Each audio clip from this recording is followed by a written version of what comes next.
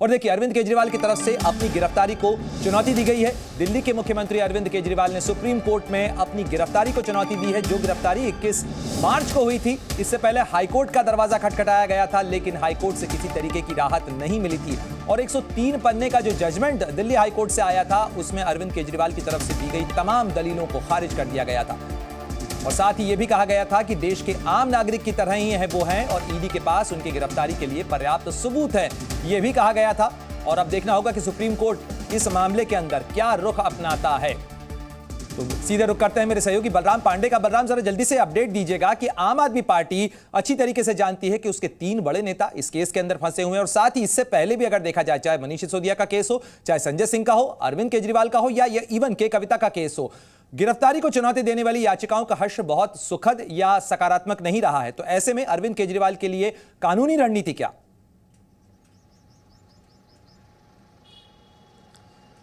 बिल्कुल, देखिए, जिस तरीके से हाई कोर्ट ने अरविंद केजरीवाल की अर्जी खारिज की थी, उसको चुनौती देते हुए अरविंद केजरीवाल ने सुप्रीम कोर्ट में अपनी अर्जी दाखिल की है और आज कुछ ही देर बाद उस अर्जी पर सुप्रीम कोर्ट के अंदर सुनवाई होगी।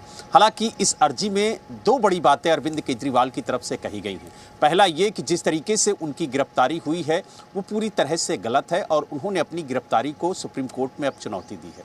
साथ ही उन्होंने दूसरी बात जो रखी है अपनी अर्जी में, वो ये रखी है कि उन्हें अंतरिम राहत दी जाए, यानी अभी तक उन्हें किसी कोर्ट से कोई सजा सुनाई नहीं गई है। तो ऐसे में जो सबूत हैं, जो जांच है, वो ईडी कर रही है, सारे साक्ष्य ईडी के सामने हैं, तो ऐसे में वो सबूतों से छेड़छाड़ भी नहीं कर सकते हैं। लिहाजा ये तो हुई तमाम वो दलीलें जो कि अदालत के सामने रखी जाएंगी बलराम पांडे। लेकिन इस मामले में एक और बड़ी खबर आपको बता दें, अरविंद केजरीवाल से जुड़ी बड़ी खबर सामने आ रही है कि आज राउज एवेन्यू कोर्ट में अरविंद केजरीवाल की पेशी होगी। वीडियो कॉन्फ्रेंसिंग के जरिए ये पेशी होनी है। तो आज का दिन दिल्ली के मुख्यमंत्री अरविंद केजरीवाल के लिए खासा अहम है, सियासी तौर पर भी, क्योंकि उनके सहयोगी और पंजाब के मुख्यमंत्री भगवंत मान आज उनसे मुलाकात करने के लिए पहुंच रहे हैं। साथ ही सुप्रीम कोर्ट में उनकी याचिका की सुनवाई होनी है। साथ ही सीएम केजरीवाल की न्यायिक हिरासत भी आज खत्म हो रही है और बताया जा रहा है कि वीडियो कॉन्फ्रेंसिंग के जरिए उन्हें राउज एवेन्यू कोर्ट में पेश किया जा सकता है। तो 3 तस्वीरें आपको दिखा रहे हैं। दिल्ली के मुख्यमंत्री अरविंद केजरीवाल आज राउज एवेन्यू कोर्ट के अंदर व्यक्तिगत तौर पर पेश नहीं होंगे, यानी वो प्रत्यक्ष रूप से पेश नहीं होंगे, वीडियो कॉन्फ्रेंसिंग के जरिए शामिल होंगे। साथ ही आपको तस्वीरें दिखा रहे हैं, सुप्रीम कोर्ट में भी आज उनकी याचिका पर सुनवाई होनी है और साथ ही भगवंत मान भी उनसे मिलने के लिए पहुंच रहे हैं। तो 3 तस्वीरों के साथ ही सीधे रुख करते हैं मेरे सहयोगी प्रमोद शर्मा का भी। प्रमोद, आज का दिन तिहाड़ के लिहाज से भी महत्वपूर्ण है। जेल प्रशासन की तरफ से तमाम तैयारियां की गई होंगी। पंजाब के मुख्यमंत्री पहुंच रहे हैं, 12 बजे तक पहुंचेंगे। क्या कुछ आज का कार्यक्रम वहां पर रहने वाला है और कितनी बजे वीडियो कॉन्फ्रेंसिंग के जरिए पेशी होनी है राउज एवेन्यू कोर्ट में?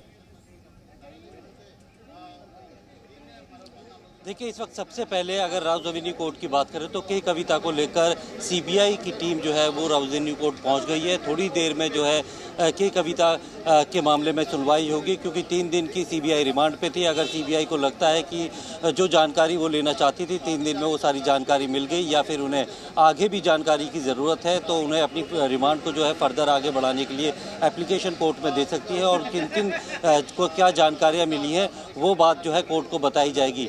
या फिर अगर उनको लगता है कि उनकी कस्टोडियल इंट्रोगेशन पूरी हो गई है तो के कविता को जुडिशियल कस्टडी में भेज दिया जाएगा। वहीं अगर तिहाड़ जेल की बात करें तो अरविंद केजरीवाल से मिलने जब आम आदमी पार्टी के जो पंजाब के मुख्यमंत्री भगवंत सिंह मान है वो जाएंगे तो उनकी मुलाकात 12 बजे होगी, क्योंकि कोई अगर मुख्यमंत्री जाता है तो उनके साथ बहुत सारे सुरक्षा कर्मी होती है और तिहाड़ जेल के अंदर जो वेपन है वो ले जाना पूरी तरीके से प्रोहिबिटेड है। प्रमोद शर्मा, और आपके पीछे भी जो पुलिस के बैरिकेड्स हैं, पुलिसकर्मी तैनात नजर आ रहे हैं, तो जाहिर तौर पर काफी सुरक्षा बंदोबस्त भी किए गए हैं। आप तीनों बने रहिए मेरे साथ में, लेकिन दोनों खास मेहमानों का भी रुख कर लेते हैं इस चर्चा के अंदर, क्योंकि इसमें राजनीतिक बहस और सियासी संग्राम भी खूब तेजी से चल रहा है। अनमोल पवार, सीधा सवाल आपसे। आप लगातार आरोप लगा रहे हैं, लेकिन आपका विपक्ष या कहा जाए बीजेपी लगातार इस बात को लेकर हमलावर है कि आप तमाम सियासी दलीलें जरूर दे रहे हैं, लेकिन वो दलीलें अदालत में भी खारिज हो जा रही हैं, कानूनी तौर पर भी नहीं टिक पा रही। तो ऐसे में इस पूरे केस के अंदर अरविंद केजरीवाल के लिए राहत लेने के लिए आम आदमी पार्टी की कानूनी रणनीति क्या?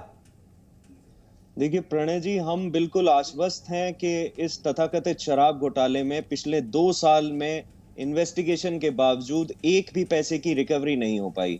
माननीय सर्वोच्च न्यायालय ने संजय सिंह की बेल की सुनवाई करते दौरान एनफोर्समेंट डायरेक्टरेट से साफ कहा था कि एक भी पैसे की आप रिकवरी नहीं कर पाए और कोई भी प्रोसीड्स ऑफ मनी का ट्रेस नहीं ढूंढ पाए।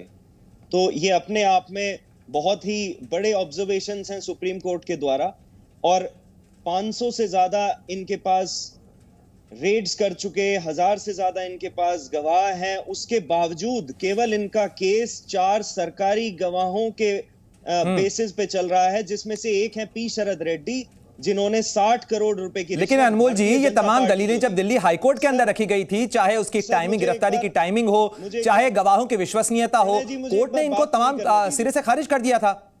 प्रणय जी, 4 जो सरकारी गवाह हैं उसमें से एक है पी शरद रेड्डी, जिसने 60 करोड़ की रिश्वत भारतीय जनता पार्टी को दी।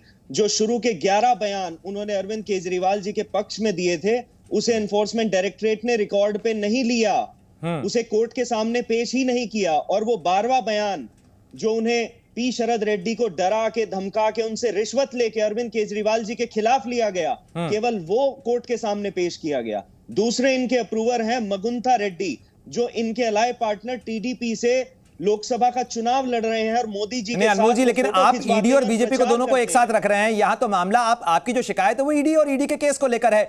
बीजेपी का भी पक्ष जान लेते हैं अमित जी। देखिए, ये आम आदमी पार्टी लगातार इस मामले को लेकर बीजेपी पर हमलावर है, कह रही है कि सोची समझी साजिश है, राजनीतिक का बदले की कार्रवाई से किया जा रहा है, और वो भी चुनाव के समय किया जा रहा है, क्योंकि आम आदमी पार्टी एक चुनौती बन रही थी।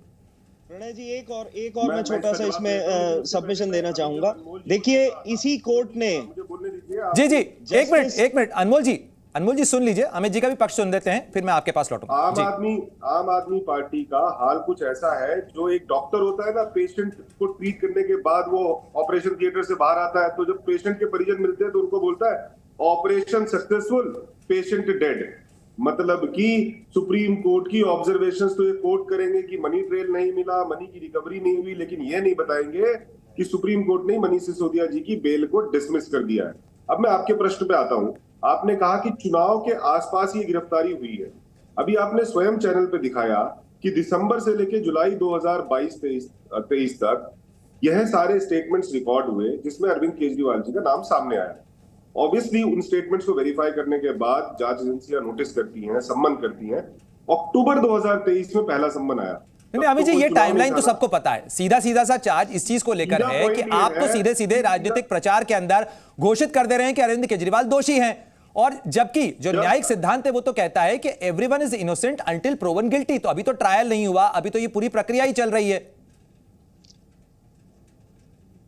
प्रणय जी, कानून बिल्कुल हम नहीं कह रहे अरविंद केजरीवाल को दोषी करार दे दिया है कोर्ट ने। हम ये कह रहे हैं कि कोर्ट ने प्रथम दृष्टया प्राइमा फेसाई ये पाया है कि अरविंद केजरीवाल जी के खिलाफ पर्याप्त सबूत हैं।